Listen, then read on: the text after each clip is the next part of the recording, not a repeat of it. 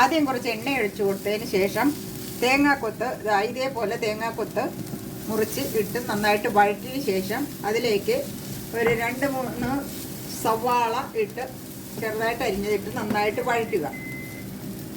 കുറച്ച് കറിവേപ്പിലയും കൂടി ഇട്ട് കൊടുത്ത് നന്നായി വഴന്നതിന് ശേഷം അപ്പം നമ്മൾ ഉപ്പും കൂടി ഇട്ടാണ് മിക്സ് ആക്കിയത്. നന്നായിട്ട് വഴന്നിട്ടുണ്ട്. അതിലേക്ക് കുറച്ച് മഞ്ഞൾപ്പൊടി ഇട്ട് കൊടുക്കാം. അതിനുശേഷം കുറച്ച് മുളക് പൊടി ഇട്ട് നന്നായി വഴറ്റുക. ഒന്നുകൂടെ വഴറ്റുക. ഇനി നമ്മൾ വറുത്ത് കോരി വെച്ച ഉണക്കക്കൊഞ്ച് കൂടെ ഇട്ട് നന്നായിട്ട് മിക്സ് ആക്കുക.